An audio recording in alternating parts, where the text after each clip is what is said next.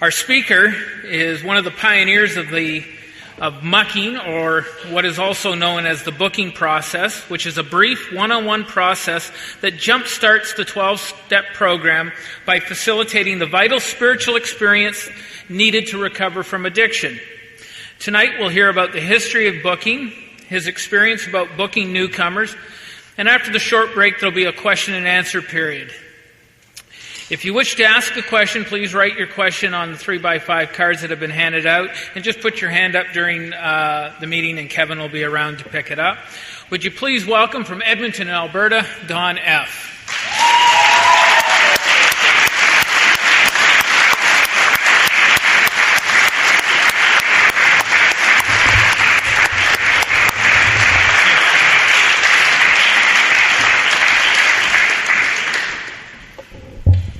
Hi. My name's Don and I'm an alcoholic. And I really love CA. I really do. And I love all the programs that work with the Book of Alcoholics Anonymous. And I had drugs affect my life, and I believe I'm speaking tomorrow night now. And I'll tell you what happened it was then. But tonight they want me to share of what happened to me. I didn't start the booking because I got booked myself.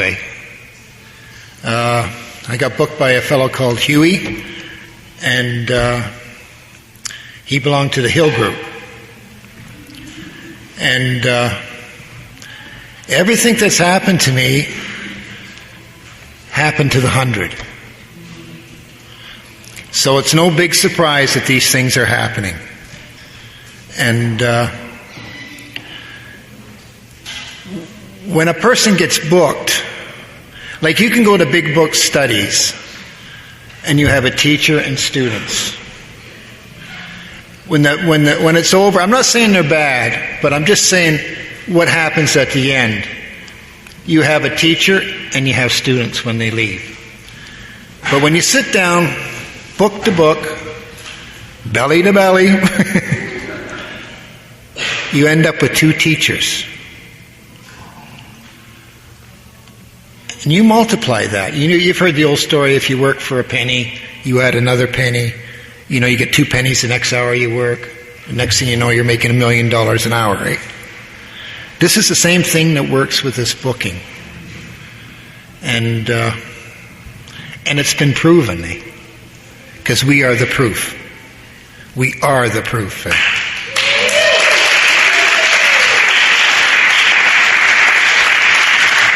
And we know that it's got nothing to do with us. And where I am now, I'm back in Edmonton, and the same thing is happening there. Right? And I have one fellow there. I booked him 20 years ago, and he's had 3 heart attacks, a stroke, and he works on the drag, he really handles the tough guys, And every once in a while you go to a meeting and you'll see a guy with tattoos on his neck and built like Charles Atlas, and walks in and he talks like a choir boy, So he bumped into Doug,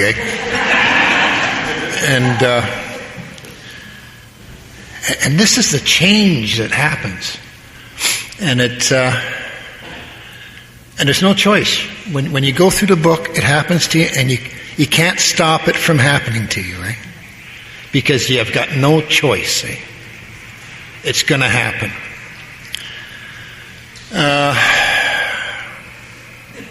What am I going to say here now? I ended up... See, when you get booked, you have to be in the right position to be booked,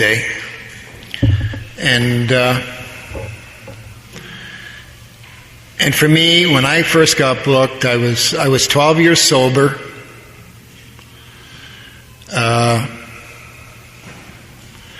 Total loser. I had a great job. Total loser, right? And that's what I needed to make the change. If I didn't have that, I wouldn't have changed. I had the willingness. Willingness started to come out within me.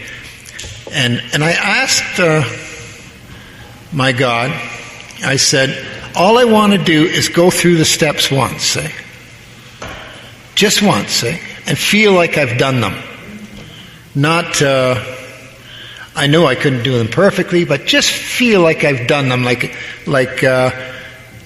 I never thought I had them, And I was 12 years sober, and I came back to Toronto here, and, confused, lost, and I bumped into a guy I knew,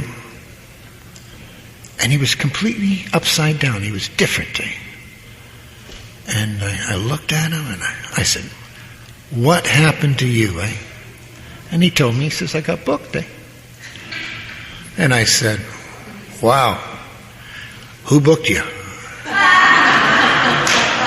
And he said, this guy called Huey. Now, I didn't want nothing that he had. I wanted this guy Huey. So I went, I got it? Yep. And so I got a hold of this guy, and I but prior to that, I didn't slip or nothing, but I knew how to get rid of all this stuff that was inside me. It's like repenting. I'd do a 5, and I'd tell someone, and I'd feel better for a while, and go out and do a whole bunch of other crap, and feel better for a while, and that was my life, And so I got a hold of him, and I was going to do a 5 with him, and I sat down with him, and he looked at me, and so I presented my 5 to him, and he looked at me, and he said, would you like to recover? And I said, you can't recover. You always got this disease. I says, would you like to recover? And he showed me in the book how many times it said recovered in the book. And he says, recovered for a day, though. And I said, well, he said, how would you like to be 20 years sober and not recovered? And I said, well, I'm 12 now,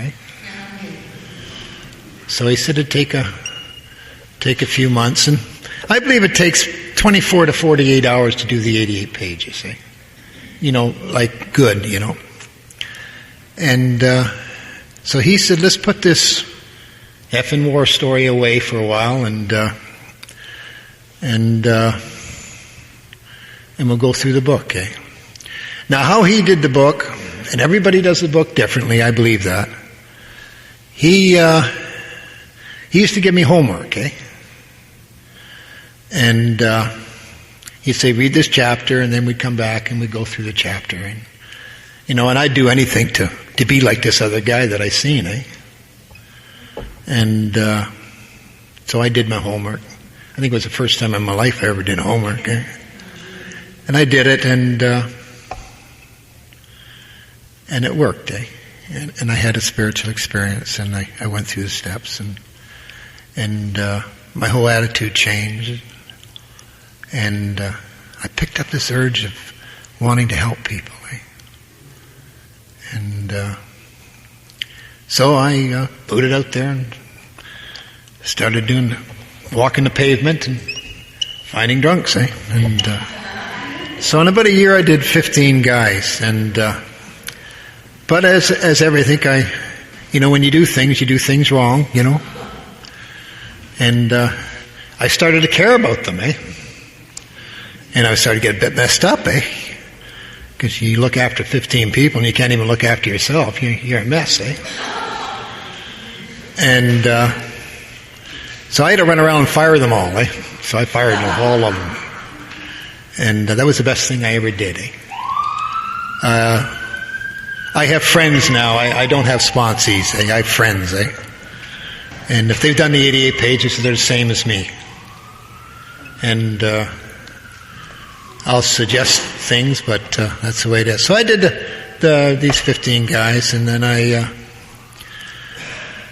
I took off back out west again, and I did the same thing there again. When I came into town, I had some fear. When I went back to Edmonton after I got booked, I had some fear because people knew me one way, and now I was another way. And I really didn't know how I was going to react when I went to meetings. I really thought maybe I'd start talking like I used to talk, like whining, Like I was a good whiner, And so I got a hold of a friend, and I went to a meeting, and it didn't happen. I just say what I feel now,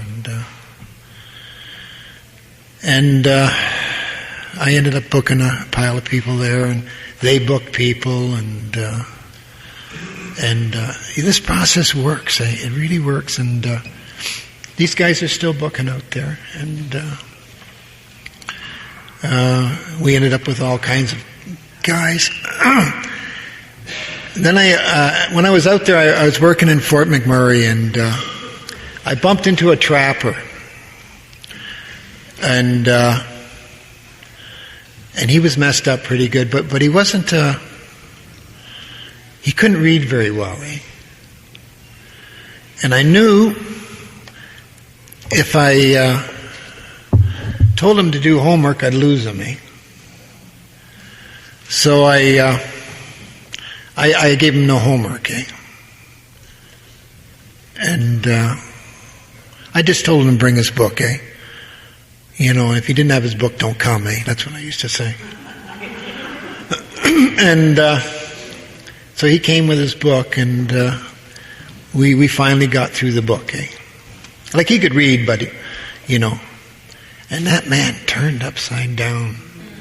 Unbelievable, Things started to happen to him. He was jumping out of his chair. He was doing all kinds of things, and I ended up. Oh, geez, I quit smoking, but I sound like I am, And things started to happen, And oh, thank you.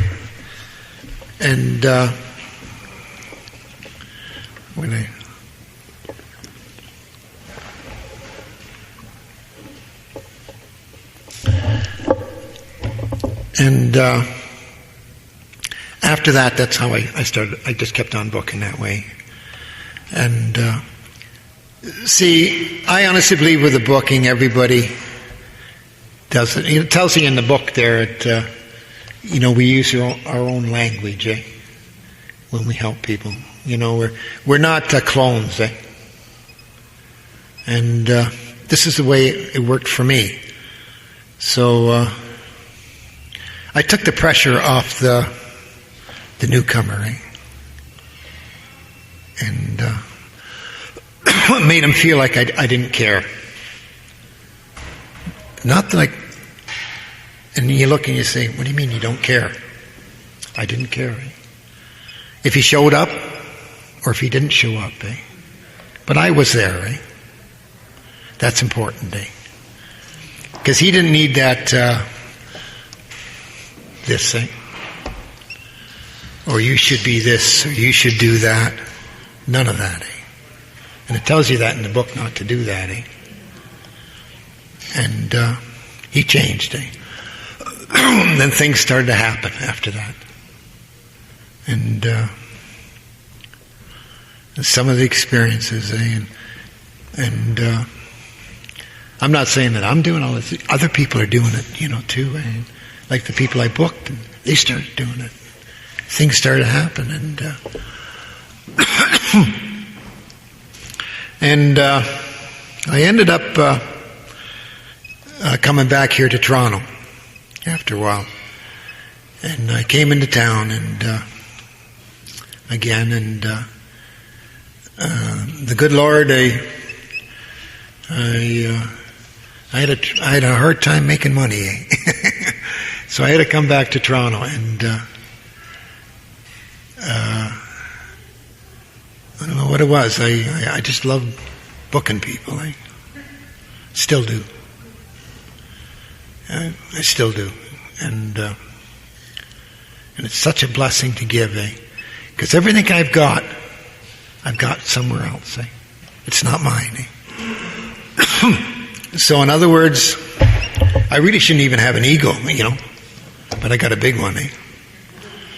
So, but I came back here to Toronto, and I went to a few meetings, and I bumped into Blair, and he was doing the big book thing there, and I ended up bumping in. I met a guy called Glenn, and he's not with us no more. But when I met him, I started booking him, and this guy shined, and he just shined. When he went to meetings, he was so happy to be straight. God touched him. And his favorite saying was, "I got the visit." And then he used to say, "I think that guy's got the visit,"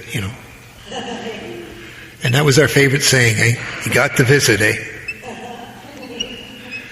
And so I would just get him in and throw him into a meeting, And we'd snap up a couple of newcomers, because they'd say, "Who is this guy?" They weren't looking at me, they were looking at Glenn, And so we'd snap them out, go to a donut shop, book them, and then we'd have two or more, and then it started happening. And then later on, we started. Glenn had a friend called Steve, and crazy. He was crazy, and he got booked, Then there was little Richard there. He was running around, crazy as the bedbugs. He turned upside down. And then Blair, he was trying to start a big book study. And then we ended up snapping him up there, and we booked him. He ended up booking I don't know how many people, and he's still booking, Then Steve, and there were so many. And there's Mary Lou here. She came in. We got Overeaters Anonymous in the crowd, and we were all a member of Alcoholics Anonymous, and we had all these different types of people in there, And that's not tradition, And Blair, you were president of AA, weren't you? No, but he was in charge of all the treatment centers, and we got thrown out of there. And there was so many, and there was meetings there, and guys used to fall off their chairs, And then Glenn would say, "That's the visit. The visit's here," And it was, It was, This is so powerful, And it was given to me, And I'm far from, it's just a blessing to be here, And this is, I've had a lot of good things happen in my life. This is one of the top things. It's, so we started. Then there was a little guy. He's in California now. His name was Paul, and we call him Shotgun Paul, because during the riots in California, he got shot. He was getting gas, and someone put a bullet in him, and he came back, and he was so, you go boo, and the guy would have ran around the room, and we booked him, and he said, "Well, look at my books all mucked up," and that's how the Muckers started. Then there was a fellow called John H., and he went and registers us as the Muckers, after that, and that's how the Muckers name came, A little bit of it came from everybody, And the me turned to the we. And then that started. And Steve did a pile of work in CA, and Charlie done so much. And when I first came to CA, I seen Charlie. I wanted to book that guy so bad. I got him though, and it's proven what he's done, And there's Mary Lou there. She did so many ladies in the program. And Sue, it's and this is how it worked, eh? And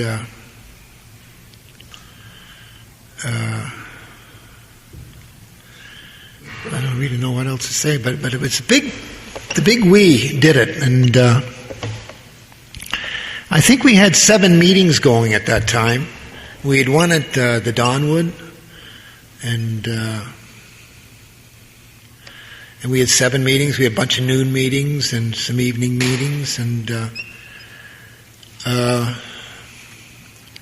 but it was like throwing a whole pile of bulls and one cow in one pasture, eh? Everybody, I don't know what it was, how we all split up, but it was.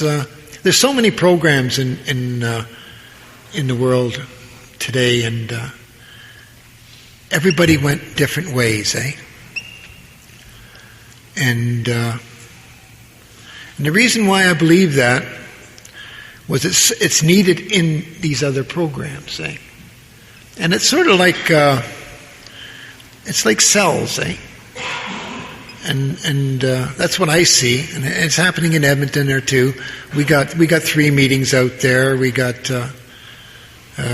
even Nicotine Anonymous is doing the booking now, eh? And what's happening there is the guys in the treatment center, they're getting booked, and then they go to Nicotine Anonymous. They're trying to quit smoking, and they go, and the meeting's the same there as it is in, and it works, eh? And but this is what I see has happened. It's happening in all organizations. Eh? It's sort of like when you get booked, you become that teacher. And being that teacher, you have it for the rest of your life. Eh? And there's no greater pleasure when you sit across from a person and you see that man or woman change. Eh? And it's got nothing to do with you. Eh? Nothing at all to do with you. And I have a lot of people say to me, well, I've booked this guy, and I've lost him in step 3, and I've lost him in step 2, or I've lost him in step 8. And I always say to them, it's got nothing to do with that other person. Why are you doing this? You're doing this to stay straight yourself. It's a blessing if the other person gets it. But you always get paid because you don't use, eh? And that's what it's all about, eh? And it's getting out of self, eh? My problem is Don, eh? No one else's, eh? And that's my biggest problem. So what happened with the booking, the me turned to we. And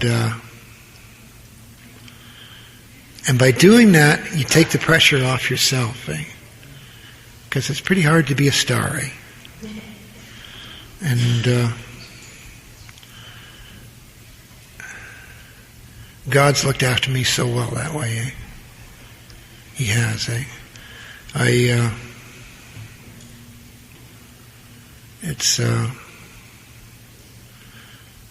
I'm very happy to be alive and well. How much time we got left? We got another 25 minutes? Ooh, okay.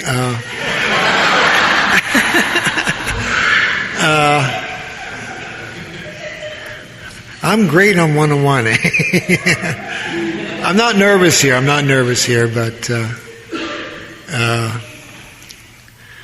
maybe I should talk about some of these people in the audience here.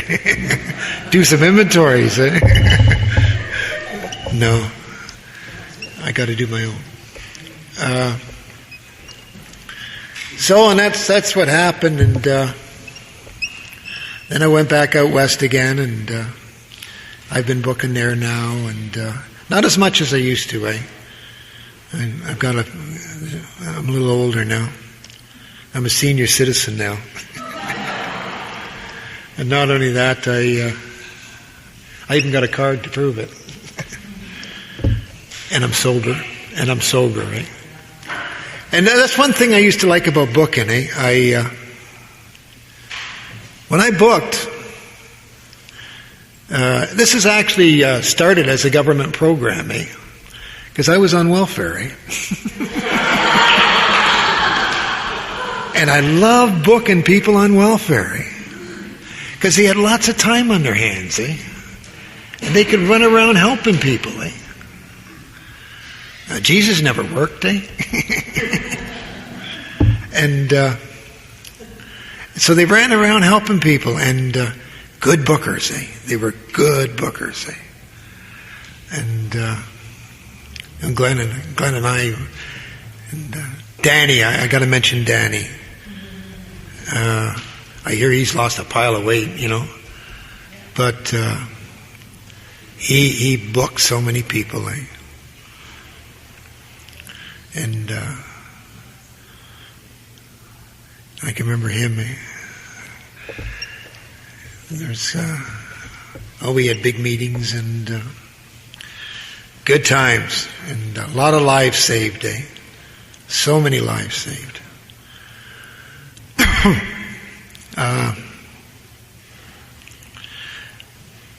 When I look at the book, I think of the preference, And to show how powerful this was, Bill, Bob, and the 100. Bill sobered up in 1935. 1939, they wrote the book. So how they booked then, I don't know. But there was only 100 guys sober in 4 years. That's not many, Not many at all. And these were the good guys, too. These were the good guys. But there was only 100 guys sober. In 1939, the book was published. And it says in the book, a great deal began to happen. In 2 years, 8,000 guys were recovered. 2 years. So, was it the guys? Or was it the book?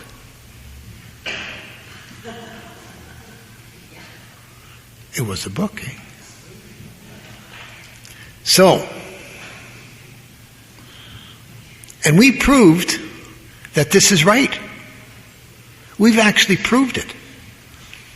Now, if the book is that powerful, which it is, you can read that book and stay sober. That's how powerful this book is. But if you get someone who can work the book, it's like getting a private tutor. And this guy or gal will do it for nothing. What happens when you got a private tutor? Things start happening.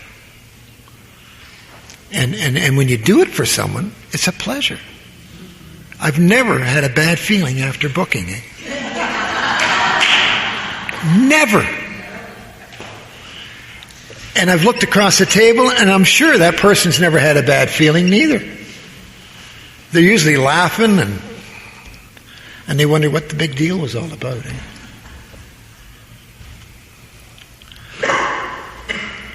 And after you're booked, if there's any newcomers here, fear is removed. I had so much anxiety in me over the years. I used to wake up in the morning terrified, and the next day I wouldn't be. And I say, why is that? And I couldn't understand it. I could not understand it. After I got booked, that left. I still get anxiety every once in a while, and I get rattled, but I can walk over the corner, and it can be reversed. So the snake doesn't get me like it used to get me. And you will recover. But there's a condition. To keep it, you got to give it away. And by giving it away is not just by booking. It's like helping your family, doing your job, practicing these principles in all our affairs. It's step 12 is a big step. And I look at step 12, and actually when I'm talking about booking, I'm actually talking about step 12, helping others. And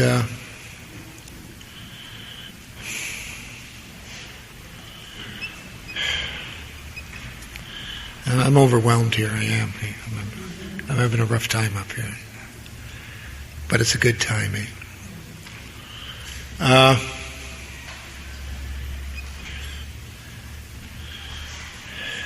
See, that's the main thing. And when I look at,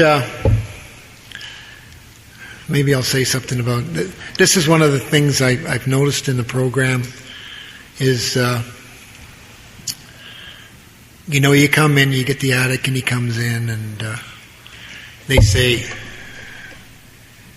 we care about you, We really care about you. That's why I was in here, because I cared too much, I cared so much I wanted to use. I had to learn how not to care. Upside down. It says the care of God. Not my care. The care of God. And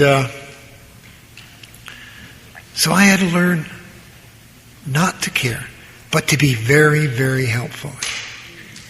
And the program is based on it. We don't support or oppose. So if you don't support something, you don't oppose nothing, you don't care. Right?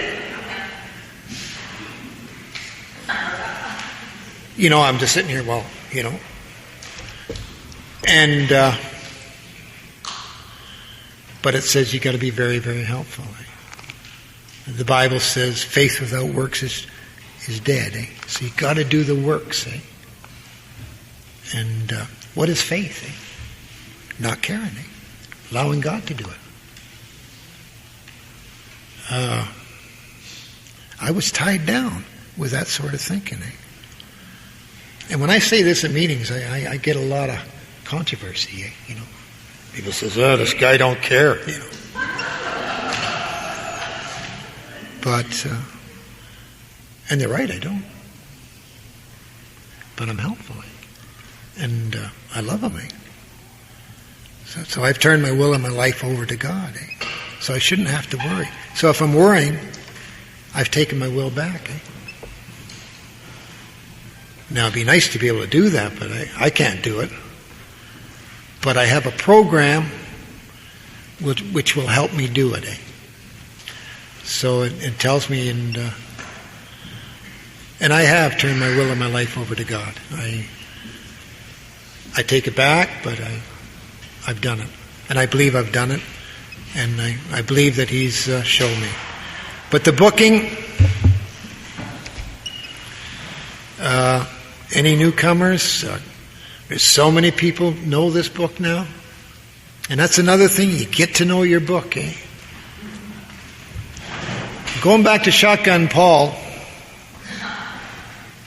he got booked, and when I was booking him, I walked in to go to the washroom, and I came back, and he was a different man. It blew me away. I still shake about it. Eh? He was different. Eh?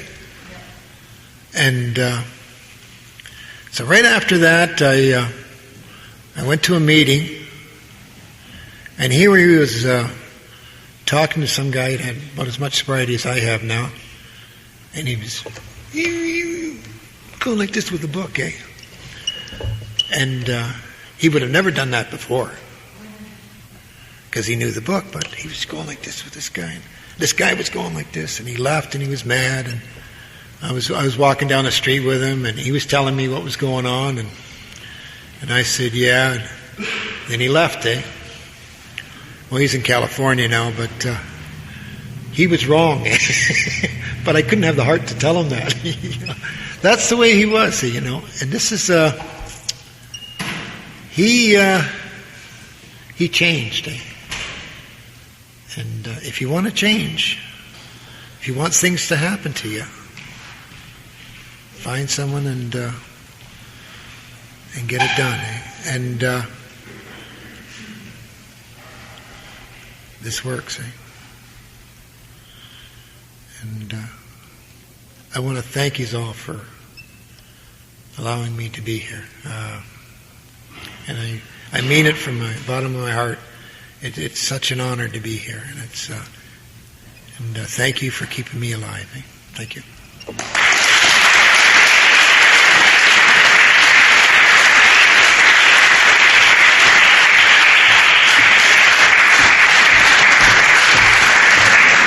Thank you, Don. All right, we're going to go into some Q&A here with Don. So, Don, if you can come up here.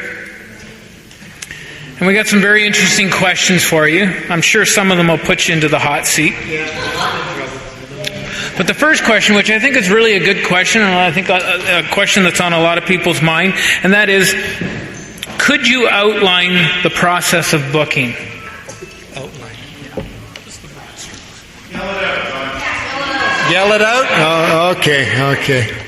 Humble Don, yeah, okay. Outline, you mean when I first meet a fellow? Yeah, just basically how you take them through. Okay. What I do is I look for a loser, eh? A real loser. Because if he's not a loser, he's not going to get better, eh? It's that simple. And so I say to him, I just ask him, I says, are you a loser? And he goes, because addicts hate being called a loser, eh? That just turns them off, yeah? You know, sometimes I show the real, are you a real loser, you know? And if they say yes, I'll work with them, eh? And because I believe when a fellow's in that position, God can touch him, eh? And if he's not in that position, you're just wasting your time, eh? That's what I believe. And then I ask him to go to a coffee shop, and we go to a coffee shop, and I sit down and I tell him my story, eh? In a short way, I tell him what happened. And then I look him right in the eyes, eh? And I say to him, it doesn't have to be this way. You can recover. It doesn't have to be this way. And for some unknown reason, that shakes him a bit.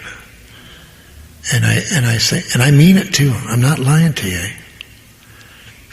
And I say to him, when I called you a loser, I'm not putting you down, because I'm a loser too, eh?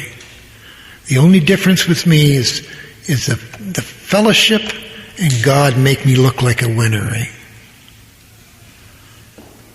So I'm the same as you. So I'm not looking down at him, eh? And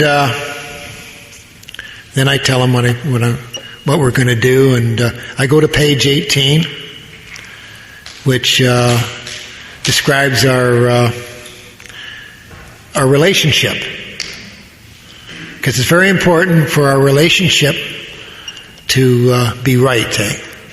And it says in there, it tells me what he has to do.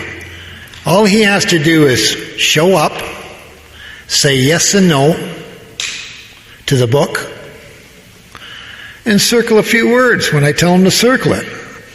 And if he can't do those three things, he's gone. It's history. And that's the only control I have over him, is that time I work with him. He's got his life. If he wants to use and die, he can. If he wants to get better, he'll show up the next time. And then it tells me how I'm supposed to act. And this is very important.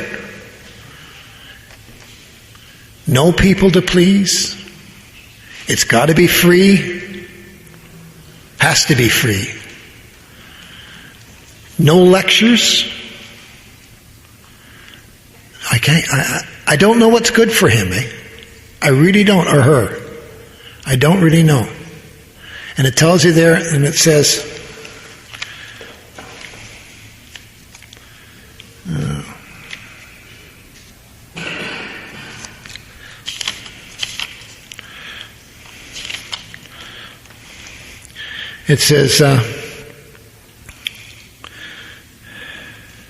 there are no fees to pay, no axes to grind, no people to please, no lectures to endure. These are the conditions that we found most effective. After such an approach, many take up their beds and walk again. And something happens, I don't know what happens, but it happens, because I haven't got nothing to do with it. And then I put them through spiritual experience. And I get to try and explain when these things happen to you that it's okay, that all of a sudden you go out there and you feel really, really good, and you don't know why you're feeling good, because you've been feeling shitty for so long. And it's okay. And then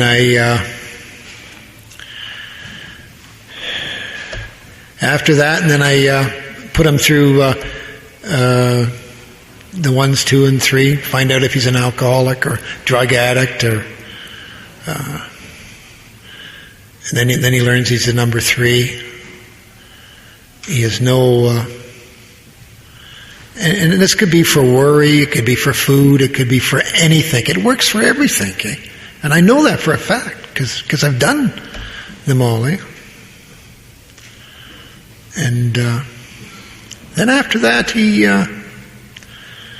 and then I say, then we make one appointment, And I go to the appointment. If he shows up, he shows up, and if he doesn't, he doesn't. I never call him again, He has the right to go out and have his life, But if he gets the visit, which most of them do, and what I find with addicts, when you do this with them, they're relaxed and they feel comfortable, because everybody in the world has been telling them what he should do and what he should not do. And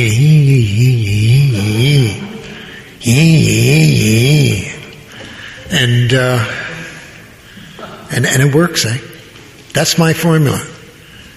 And so I've done some good fishing, And that's what when I book anybody, I try and teach them how to fish. And most guys love it. Most guys and gals like it, because it's, we love power, And it works, It works. And it's worked for me for years. And that's how I do it. That's my first encounter. And once you book them, they can be friends for life, It's happened to me. Okay. I take them through 88 pages. I go through the 88 pages, and step 12 is theirs, And Hoy Huey used to say, He used to say, no, after he booked me, he says, no, you go out and help someone. I've done my job. And step 12 is a lifetime job. It's just lifetime. I'm doing my step 12 all the time, and it's new for me. And it's in 3 phases. It's helping the family. It's booking. But 88 pages. That's all I do. And that's about it. Thanks, Don. Okay, the next question is, how would you address all the controversies about the different styles of booking methods? We've got circlers, we got highlighters, we got underliners, we got people who, take the book home and read it. There are a lot of varieties out there. Some people say, oh, that's not the right way to do it. Oh, you weren't booked properly. That's not how you book people, and so on and so on. How would you address that controversy? I don't care.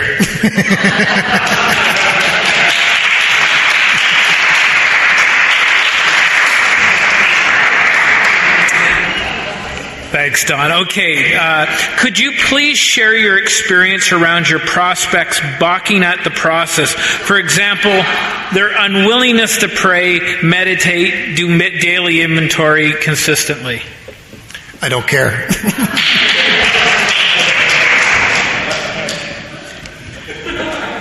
How would you suggest booking a codependent? Shouldn't they book themselves?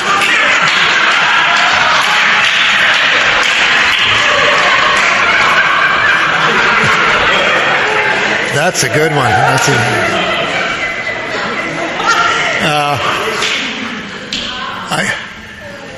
I book myself lots of times. When I let the committee go. Codependents. I look at them as just warriors, and I believe I'm a codependent. If you don't walk with God, you are.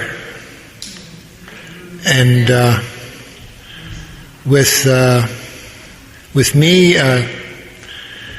I use the word worry when I book them. And see, if I use what's my biggest problem after I recover is worry. And so in other words, worry will drive me back to drink, to smoke, to do any worry does it. So in other words, when I remove worry, and what is another short word for worry? Fear, or I care too much, Self.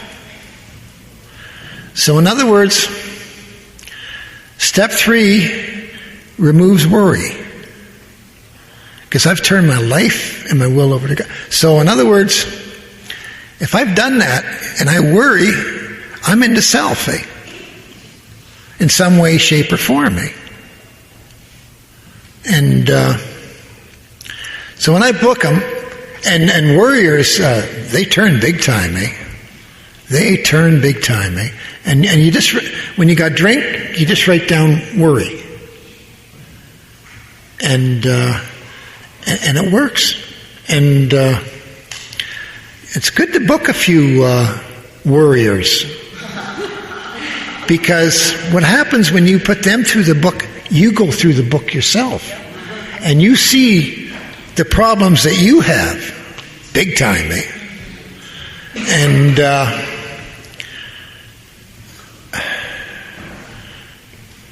I love to be free, No, this program has given me freedom. And when I worry, it puts me in a box, And this world has got so many problems, And worry is one of the big ones, And once we recover from using, we automatically jump into worry. For me. And I look by your faces, I feel a few of you people have done it too, But that's what I find. That's all. Thanks, Don. Okay, this has to do with relapsing, and there's kind of 3 parts to it. when someone relapses, should you take them through the steps again? And more specifically, if you're booking them and they relapse as you're going through the booking process, how do you handle that? Do you go back to the beginning and start booking them from the beginning again? Do you cut them loose? And also, someone who's been through the process, they've been booked, they know their book inside out, but they can't stop relapsing, and yet they claim they want this deal. What are your thoughts or recommendations in that kind of a scenario? Well, I believe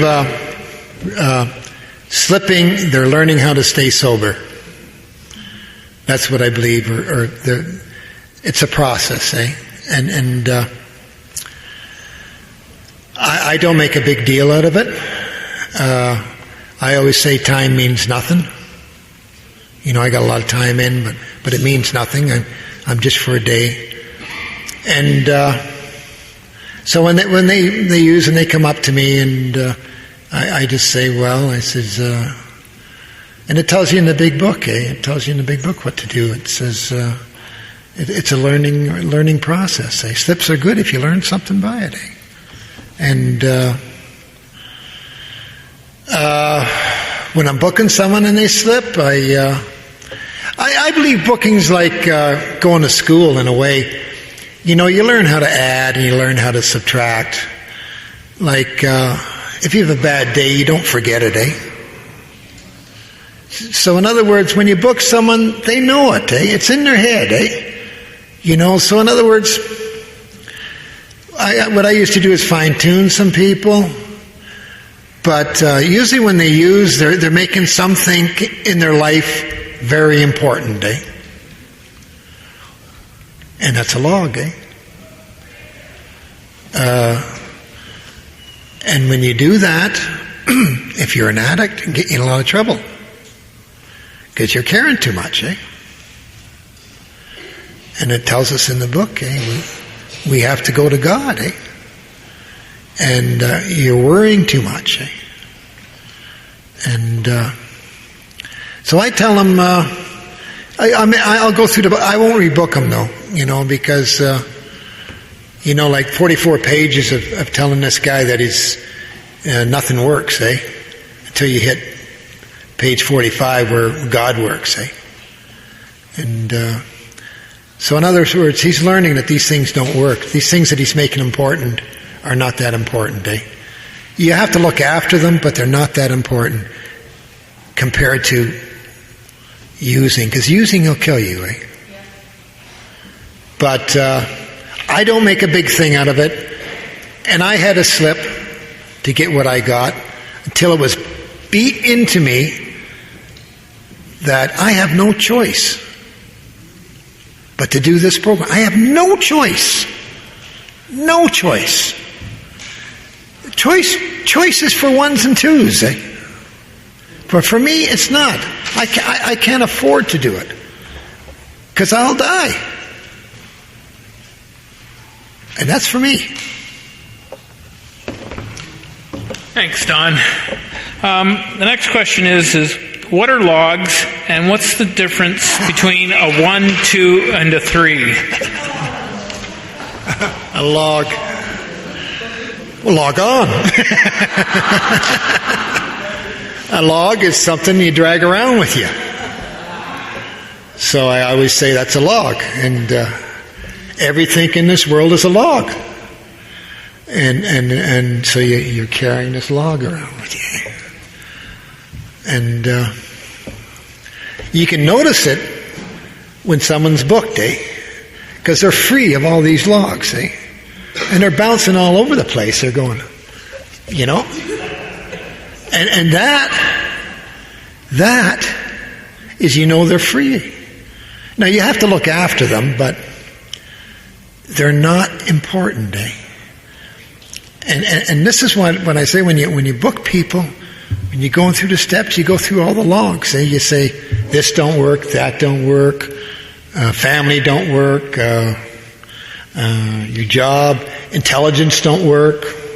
That's logs, eh? God works, eh? But by the new fella going through the book, and he's writing all this down, and then he finds out he can't work. He's a log. then something happens, and then he's touched by God, and then he's free. And the longer he's sober and the longer he does the program, he perfects this, see? And he gets better at it, eh? It's like playing pool. The more you play, the better you get. That's all. And 1, 2s, and 3s. Oh, 1s, 2s, and 3s. 1 is a moderate user. 2 is a heavy user. And 3, we're all 3s. Eh? I don't need to tell you about what a 3 is. Thanks, Don. Okay, there's a lot of programs out there, and then, we get into this substitution, like there's the methadone program, the marijuana maintenance program. What do you think about these substitution programs? I don't really know. I won't use them, I know that.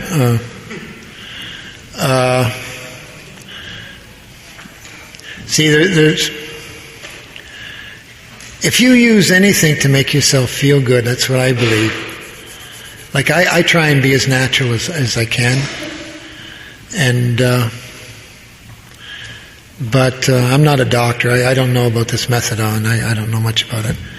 But what I do know is I love reality now, eh?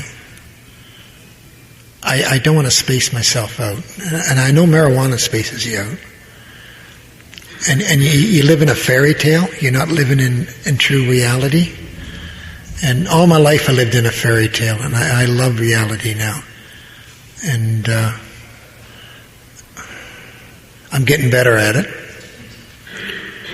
And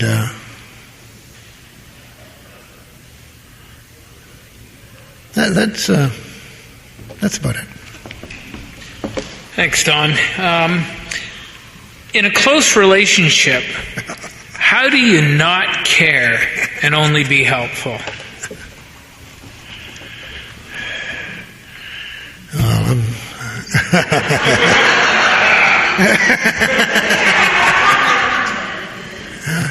say a lot of prayers. Say a lot of prayers. Are the Muckers a cult?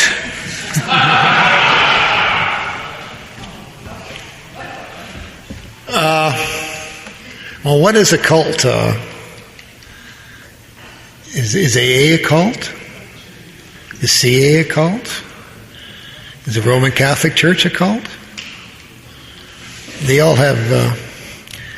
it's sort of like the Book of Secrets. There's secrets in it. And to learn the secrets, you have to go in them. So I don't know the word cult means, but I do know you have to read the big book to find its secrets. And you have to read the Bible to find the secrets, or the Quran, or whatever you're reading. There's all kinds of secrets. And the big book is known as the Book of Secrets. Eh? And that's why I stress one-on-one, because someone can help you see those secrets. Eh? Christians have been doing it for years. Eh? You did, and the Jewish people. I see Steve there.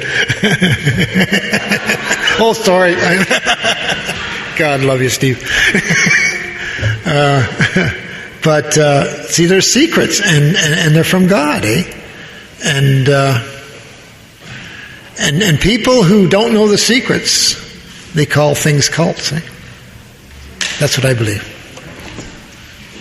Thanks, Don. Okay, there's two parts to this question. Why did a lot of old muckers go into meetings and start controversies, i.e. yelling at people, etc.? And why do you suppose there is controversy about the mucking or the booking process? You're reading my mail.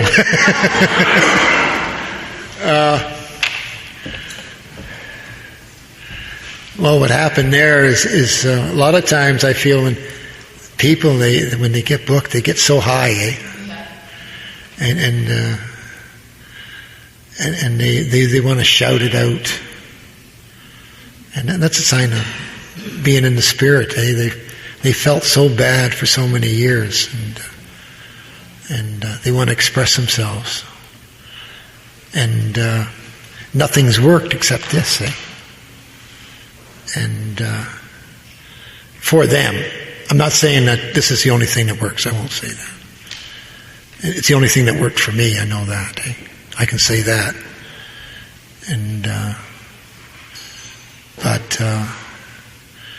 And I've done it. I've never seen a newcomer not do it, being honest with you. Because I think it's a process of getting better. And once God touches you, people start attacking you. And controversy is a part of life. And I've had it all my life. I've been booked for over 20 years or so, and I'm still getting it, And I do try not to harm anybody, but you got to say what you believe in, And I really don't care what the guys do, I'm not running around policing them. When I book someone, I look at him and I say, wonder what the heck he's going to do with this, And because it's not my job to correct them. It's not my job to correct them. It's not my job to correct anybody. That's all. Thank you. Final question. Tell us a little bit more about those people falling off their chairs. Well, I never fell off my chair, so it's pretty hard for me to tell that one. Well, we just, in the early days, we had these guys, and they were, we would have people walk in, and they'd be jumping all over the place as soon as they walked in the door. And there was such enthusiasm in those times. We were just all buzzing, it's one of the best times in my life. I've booked in all kinds of places, but this little place was very special. And I can see by the people who are still booking and what's happening, it's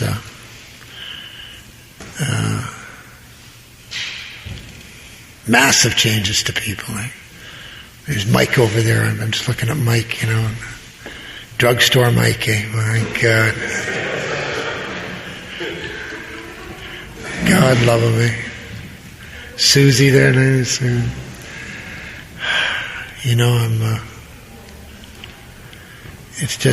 so. If these guys keep praying, you'll all be falling off your chairs.